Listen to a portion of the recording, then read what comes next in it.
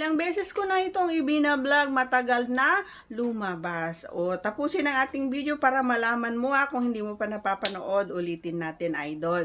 And once again, please do me a favor, please do subscribe and click our tiny notification bell so that you'll be updated every time we have a new upload videos. Disclaimer din po, ang mga videos po natin ay para lamang po sa may bukas ang kaisipan at may malawak na pang-unawa. Kung wala po tayo nito, maaari na lamang pong mag-skip at mamili ng mga videos na nararapat para sa inyo.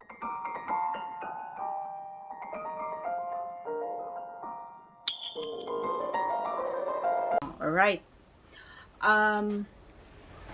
Ito yung mahirap, no, mga idol, naiintindihan kita kasi katulad mo ako. Ganyan din, sobrang nahihirapan ako. Kahit na gustong-gusto ko nang tapusin na, pero hindi pwede. Kasi nga, mas okay yung pakiramdam kapag natapos ka talaga, di ba?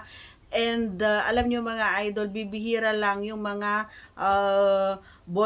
boylet na mabagal or matagal. Bibihira, mostly ay mabilis. Kasi ang karamihan na nagsasabi or nagtatanong sa akin is paano daw ang gagawin nila kasi mabilis. Ito naman ay matagal siya. So ano nga ba ang gagawin natin? So inulit ko na lang ito, kapag ikaw ay matagal at alam mo na kumbaga nakakaramdam ka rin, kumbaga ay unahan mo na para naman hindi ka mapahiya sa kapareha mo. Anong gagawin mo?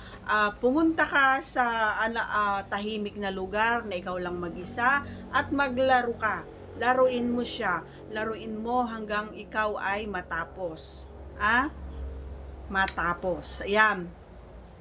And kapag natutunan mo na kumbaga yung kontrolin, kumbaga yung sarili mo na ganito pala. Kasi ikaw lang din ang makakapag niyan eh.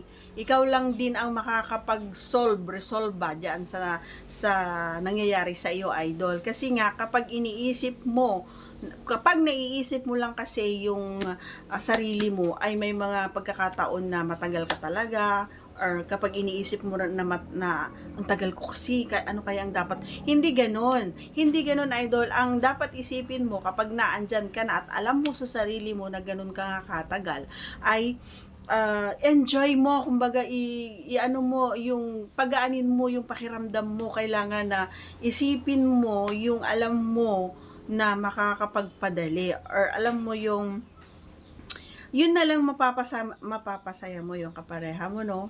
Parang napakalaking puntos na yun para sa'yo. And kapag once kasi na nakikita mo na masaya yung kapareha mo doon sa ginagawa mo, ay nagkakaroon ng kumbaga nauudlot, kumbaga ay kailangan tagalan ko pa ito kasi masaya siya rito, 'di ba? So kapag matagal ka talaga, idol, yun na yung hindi natin na kumbaga hindi na sakop, kumbaga, ng isipan natin. So sakop na yun ng health natin. May mga pagkakataon talaga na hindi natin maunawaan minsan, kahit na gustong-gusto na nating ilabas pero hindi pa rin mailabas. Parang alam mo yun, pag may problema tayo tapos gusto mong umiyak pero hindi ka makaiyak. Ganon yung pakiramdam nun, idol. Yung pagod ka na sa pagkaka-YOT pero hindi pa rin lumalabas. Kasi nga nangunguna kung ano yung nasa isipan mo eh. Hindi pinapangunahan ng isip mo na matagal ka kasi. So para sa akin kasi, every time na naiisip mo ng ganun is hindi na ako nag-a-attempt na kapag alam ko na wala ako sa mood. Kapag wala kasi kayo sa mood, mga idol, ay nagkakaroon ng pagkakataon na matagal talaga.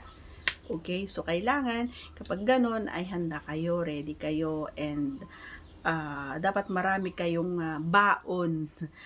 Marami kayong baon kasi nga kapag iisa lang yung gagawin nyo, matatagalan talaga kayo. Dapat mag-explore kayo. Marami kayong baon na ini-explore para mas mapadali. Okay? So that's all for today's video. Once again, if you're not yet connected, please do subscribe and click our tiny notification bell so that you'll be updated every time we have a new upload videos. Thanks for watching, everyone. See you again on our next vlog. Bye!